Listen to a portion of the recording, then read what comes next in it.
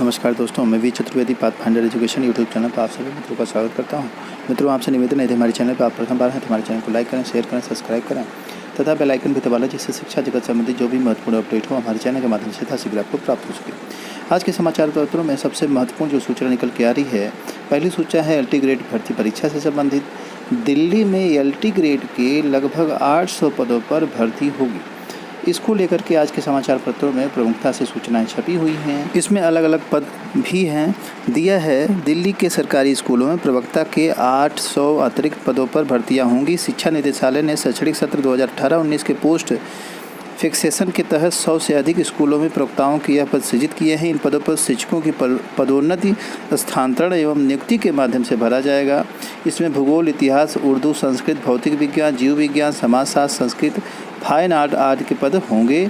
उच्च माध्यमिक कक्षाओं की मजबूती के लिए शिक्षा निदेशालय ने हाल ही में 2 अहम फैसले लिए हैं, जिसके तहत 16 सरकारी स्कूलों में नए संकाय शुरू करने के साथ 67 स्कूलों में नए विषय भी शुरू किए गए हैं। तो इन्हीं के कारण जो है यह वैकेंसी आएगी। और इसमें 2 बातें दे रखा है कि इसमें पदोन्नति और स्थानांतरण से भी भरा जाएगा, साथ ही साथ जो पद बच जाएंगे उस पर भर्ती भी की जाएगी। तो इसमें तीनों बातों को यूज किया जाएगा। कुल मिलाकर के यहाँ से भर्ती आएगी, जो कि आपके काम की चीज़ है। अगली महत्वपूर्ण अपडेट निकल के आ रही है APF भर्ती परीक्षा से संबंधित। लोक सेवा आयोग से संकट, APS भर्ती के अभ्यर्थी हो रहे ओवर एज, वर्षों लगाई ट्रैक पर दौड़, कोरोना ने दिया झटका। अब आप समझ सकते हैं कि APS की जो भर्ती है वह 2013 की अभी तक नहीं हो पाई है कंप्लीट। नई वैकेंसी का 250 के करीब विज्ञापन देना है लोक सेवा आयोग को, जिसका कि अध्याचन आ भी गया है, लेकिन अभी तक सरकार से अनुमति नहीं मिली है। नया सिलेबस नहीं तय हुआ है। इस कारणवश अभ्यर्थियों को और लंबा इंतज़ार करना पड़ रहा है और अभी तक उनकी विज्ञप्ति नहीं आई। पाठ्यक्रम संशोधन के बाद जारी होगा विज्ञापन। अब आप समझ सकते हैं कि इस स्थिति में अभ्यर्थी ओवर एज भी होते हैं और इलाहाबाद या अन्य स्थानों पर रह करके जो तैयारी करते हैं वह रूम रेंट से लेकर अपनी दैनिक आवश्यकताओं की पूर्ति करते करते ओवर एज के साथ साथ मानसिक प्रताड़ना भी झेल रहे होते हैं। अगर समय रहते उनको नौकरी नहीं मिलती है तो हर तरफ से उनकी निगेटिविटी हो जाती है। यह चीज़ उनके मानसिक पटल पर बहुत बुरा असर डालती है। लेकिन फिर भी युवा बेरोज़गार होकर के एक ही विकल्प है उसके पास कि तैयारी करे या भाई स्वरोज़गार का कोई विकल्प उसको मिल जाए। तो ये चीज़ें हैं। और एक चीज़ और है कि भर्ती समय पे पूरी न होने की कभी सरकार कभी शुरू नहीं कर पा रही है। दुरुस्त होना बहुत आवश्यक है, क्योंकि अभ्यर्थियों पर इसका बहुत ही बुरा प्रभाव पड़ता है। अब आप समझ सकते हैं कि जो इतना लंबा इंतज़ार करने वाला अभ्यर्थी होगा 2013 से 21 तक, वह कैसे किसी एक सब्जेक्ट से लेकर के तैयारी या एक किसी भर्ती की तैयारी कर सकेगा। आप देख लीजिए 2016 में भर्ती आई थी जो दरोगा की, उसके बाद 21 में आई है। वे अभ्यर्थी जो 16 के इंतज़ार में थे, अब 16 से इंतज़ार में थे कि SI की भर्ती आएगी, आज ओवर एज हो गए और भर्ती प्रक्रिया में शामिल नहीं हो सके। वही कंडीशन सेम आ रही है APS के साथ। तो एक भर्ती प्रक्रिया में शामिल न हो पाते से भर्ती में अभ्यर्थी परेशान हो जाते हैं। उनकी भटकना मजबूरी हो जाती है, क्योंकि एक रास्ते पे चलने पर इतना लंबा इंतज़ार हो जाता है और कई रास्ते अपनाते हैं तो उनको जल्दी सफलता नहीं मिलती। तो असफलता का एक बहुत बड़ा कारण इलाहाबाद में ये भी है। अगली महत्वपूर्ण अपडेट उसी से संबंधित अलग अलग समाचार पत्रों में लिखी हुई है। दिया है UP PSC संशोधित पाठ्यक्रम को मंजूरी का इंतजार, भर्ती फंसी। APS के 250 पदों का अध्याचन मिलने के बाद भी जारी नहीं हो सका विज्ञापन। अपर निजी सचिव APS भर्ती परीक्षा के कार्यक्रम संशोधन के प्रस्ताव को शासन से हरी झंडी मिलने का इंतज़ार है। जब तक यह संशोधित नहीं होगा तब तक जो है नई भर्ती APS की नहीं आएगी। अपर निजी सचिव APS भर्ती परीक्षा पाठ्यक्रम संशोधन के प्रस्ताव को शासन से हरी झंडी मिलने का इंतजार है। प्रस्ताव को मंजूरी न मिलने के कारण भर्ती फंसी हुई है। नई भर्ती शुरू करने के लिए उत्तर प्रदेश लोक सेवा आयोग को कई महीने पहले तकरीबन 250 पदों का अध्याचन मिल चुका है। यह भर्ती परीक्षा भले ही आयोग के वर्ष 2021 के कैलेंडर में शामिल न हो, किंतु पाठ्यक्रम संशोधन के बाद इससे विज्ञापन आना तय है। आयोग ने 5 माह पूर्व APS भर्ती परीक्षा के पाठ्यक्रम संशोधन का प्रस्ताव शासन को भेजा था। इस बीच आयोग को संबंधित विभागों से तकरीबन 250 पदों का अध्याचन भी मिल चुका है। वहीं ओवर एज हो रहे 2013 के अभ्यर्थियों की भी पीड़ा दिखाई गई है समाचार पत्रों में। और यहाँ समझने की बात है, इसमें हमारे मंत्री, मुख्यमंत्री और यहाँ तक कि प्रधानमंत्री तक सबको संज्ञान में यह बात लेनी चाहिए कि भर्तियां समय से पूरी हों, जिससे अभ्यर्थी समय से आगे अपने जीवन में बढ़ सकें। अगली महत्वपूर्ण अपडेट निकल के आ रही है, पीएचडी धारियों को अधिभार देने का मुद्दा गर्म। पीएचडी जो अभ्यर्थी हैं जिन्होंने पीएचडी कर रखा है, विज्ञापन संख्या 50 जिस हायर एजुकेशन में असिस्टेंट प्रोफेसर के लिए पदों पर जो भर्ती प्रक्रिया चल रही है, उसमें वह 10 नंबर वेटेज की मांग कर रहे हैं पीएचडी कंप्लीट होने की वजह से, क्योंकि इसमें नेट और नॉर्मल जो अभ्यर्थी हैं वो भी आवेदन कर रहे हैं। तो पीएचडी वालों का कहना है कि उनको पीएचडी के बेस पे 10 नंबर का अधिभार मिलना चाहिए। अगली महत्वपूर्ण अपडेट निकल के आ रही है, स्थानांतरण को आज से शिक्षक और प्रचार कर सकेंगे ऑनलाइन। प्रदेश के राजकीय माध्यमिक स्कूलों में कार्यरत प्रधानाचार्य, उत्तर प्रदेश प्राचार्य, प्रधानाचार्य व शिक्षक स्थानांतरण के लिए सोमवार से ऑनलाइन आवेदन शुरू कर दिए जाएंगे।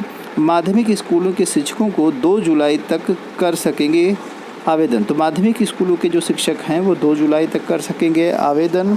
स्पष्ट कर दिया है, आज जो है साइट खुल जाएगी। आज से आप 2 जुलाई तक आवेदन स्थानांतरण के लिए कर सकेंगे। उसके बाद स्थानांतरण की प्रक्रिया आगे अग्रसर होगी। तो ऑनलाइन करने का आपके पास जो अवसर है, आज साइट खुलने के बाद से 2 जुलाई तक का समय इसमें दिया गया है। आगे इसी के बारे में स्पष्ट बताया है, शिक्षक तबादले के लिए 5 विकल्प देगा और स्थानांतरण नीति के अनुसार तय मानक व गुणांक के आधार पर वरीयता सूची तैयार की जाएगी। ऐसे में शिक्षकों को 15 जुलाई 2021 को जो शिक्षक 1 साल की सेवा पूरी करेंगे उन्हें भी स्थानांतरण की सुविधा मिलेगी। उधर ऐसे शिक्षक जो 58 वर्ष की आयु पूरी करने वाले हैं, गंभीर रोग से ग्रस्त शिक्षकों में वरीयता दी जाएगी। उन्हें स्थानांतरण संबंध में मोबाइल पर एसएमएस के माध्यम से जानकारी दी जाएगी। वह स्थानांतरण आदेश ऑनलाइन डाउनलोड कर सकेंगे। तो यह सारी सुविधाएं हो जाएंगी और आप 2 तारीख तक ऑनलाइन आवेदन कर सकते हैं, इस बात का ध्यान रखेंगे।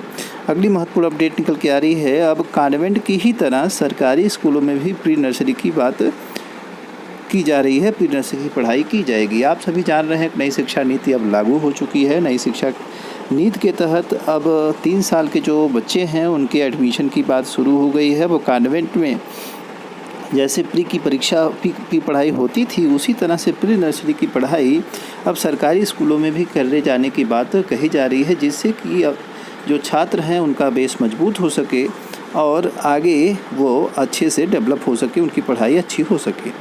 आगे दिया है, विशाल धरना प्रदर्शन 28 जून लखनऊ चलो अभियान के तहत आप देखेंगे बेरोजगार प्रशिक्षु जो है 10 बजे यहाँ हल्ला बोल लखनऊ एनसीईआरटी निशानगंज लखनऊ पर धरना प्रदर्शन हेतु अभ्यर्थी पहुँचेंगे। ज़्यादा से ज़्यादा पहुँचे भी हैं। आप सभी से निवेदन है कि इसमें आप सभी अभ्यर्थी ज़्यादा से ज़्यादा अपना सहयोग दें और वहाँ एनसीईआरटी निशानगंज पहुँचें, जिससे सरकार पर नई शिक्षक भर्ती से लेकर के अन्य जो फंसी भर्तियाँ हैं उस पर उसके लिए दबाव बनाया जा सके। भारत समाचार पत्र में ये देखिए ट्वीट किया गया है कि 28 जून को प्रदेश भर में पहुंचेंगे बेरोजगार। नई शिक्षक भर्ती की मांग को लेकर प्रदर्शन। प्रदेश भर के बेरोजगार अभ्यर्थी करेंगे प्रदर्शन। एनसीईआरटी कार्यालय पर अभ्यर्थी करेंगे प्रदर्शन। तो इस तरह से अभ्यर्थी लगातार नई शिक्षक भर्ती और अन्य भर्तियों को लेकर के प्रदर्शन कर रहे हैं और इसका परिणाम क्या मिलेगा जल्द समझ में आएगा। आज कुछ शाम तक नई न्यूज़ आ सकती है। अगले महीने से खुलेंगे स्कूल, ऑफलाइन क्लास रहेगी बंद। कोरोना संक्रमण को देखते हुए जो परिषदीय शिक्षक हैं वह स्कूल जाना तो शुरू कर देंगे, किंतु जो ऑफलाइन क्लासेज रहेंगी वो बंद रहेंगी। परिषदीय शिक्षक स्कूल जाकर स्कूल ड्रेस, कॉपी, किताब आदि कार्यों को करेंगे, यानी इन सब को वितरण आदि का कार्य जो होगा वो जारी रहेगा। बाकी जो अन्य कार्य होंगे वह भी जारी रहेंगे। सिर्फ ऑफलाइन क्लासेज को क्या किया गया है, बंद किया गया है। अगली महत्वपूर्ण अपडेट निकल के आ रही है, चयनित होम्योपैथिक फार्मासिस्टों को जारी करे नियुक्ति पत्र।